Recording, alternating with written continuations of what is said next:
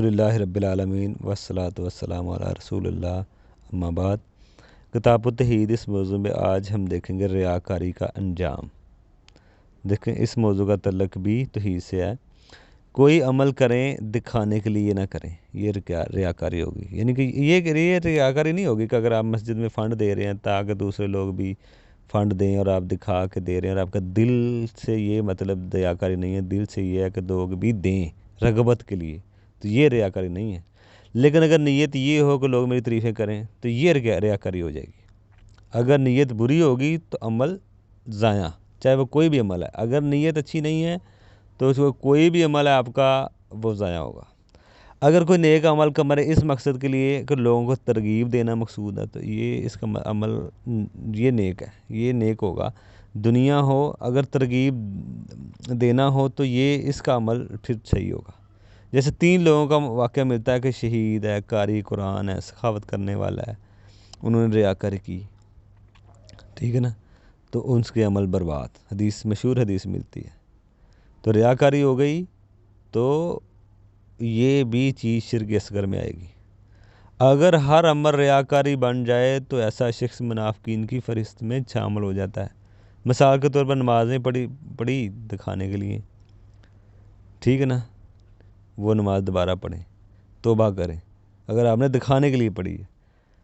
اگر عمل واجب نہ ہو جو کر رہا ہے انسان تو وہ مستحب ہو تو توبہ کریں، ہو سکے تو دوبارہ پڑھ لیں آپ۔ اگر کوئی عمل آپ کر رہے ہیں واجب نہ ہو، وہ عمل فرض نہ ہو جو کر رہے ہیں، مستحب ہو تو توبہ کریں، ہو سکے تو دوبارہ کر لیں، کیونکہ اللہ تعالیٰ کو شراکت پسند نہیں ہے، چاہے ریاکاری میں ہی ہو۔ اگر ریاکاری میں بھی آپ شریک بنا رہے ہیں تو پھر اللہ کہتا ہے یہ اجر بھی اس سے لے لیں۔ یا آپ یہ کہتے ہیں اللہ بھی راضی ہو جائے اور بندے کو بھی دکھا لیں تو اللہ تعالیٰ کہتا ہے پھر اس کو آدھا شریک کر رہے ہیں تو پھر بھی اللہ تعالیٰ کہتا ہے اس سے ہی اجر لے لیں۔ آپ نے اجر میں ریاکاری میں اجر میرے ساتھ شریک کیا ہے، اور اللہ تعالیٰ روز قیامت کہے گا ثواب میں بھی اس سے بھی جس کے لیے تو نے عمل کیا ہے، ثواب بھی اسی سے لے لے جس کے لیے تو نے عمل کیا ہے۔ ایسے آئے لوگ بڑے واقعات ایسے ملیں گے آپ کو کہ لوگوں کو راضی کرنے کے لیے نکل پڑتے ہیں، اور اللہ کی رضا مطلوب بیچ میں جیسے ہونی چاہیے وہ نہیں ہوتی، صرف لوگوں کے لیے عمل کرتے ہیں۔ بہت سارے لوگ خاص کر جنازے کے موقع پہ آپ دیکھیں سب انسان انتقال کر جاتا ہے، بہت سارے لوگوں کو دکھانے کے لیے صرف لوگ کیا کہیں گے، شادیوں میں، خوشی غمی میں اکثر کام آپ دیکھیں گے نا تو لوگ اللہ کی رضا بیچ میں ہونی چاہیے، لوگوں کو راضی کرنے کے لیے نکل پڑتے ہیں۔ اللہ وہی عمل قبول کرتا ہے جو صرف اللہ کو راضی کرنے کے لیے کیا جائے، لوگوں کو راضی کرنے کے لیے نہیں۔ ہاں اب اللہ کی رضا کے لیے کریں، لوگ آٹومیٹک ہی راضی ہوں گے۔ نبی علیہ السلام صحابہ کرام کے بارے میں ڈرتے تھے کہ یہ کہیں ریاکاری میں واقع نہ ہو جائیں، تو آپ نے صحابہ سے کہا مجھے مسیح دجال کے اتنا خطرہ نہیں ہے جتنا کہ ریاکاری کا ہے، جو شرک خفی ہے، کہ جتنا مجھے شرک خفی کا خطرہ ہے، ریاکاری کا خطرہ ہے۔ آپ صحابہ سے کے بارے میں ڈر رہے ہیں، تو اس سے پتہ چلا کہ ہمیں درجہ اولا ریاکاری سے ڈرنا چاہیے۔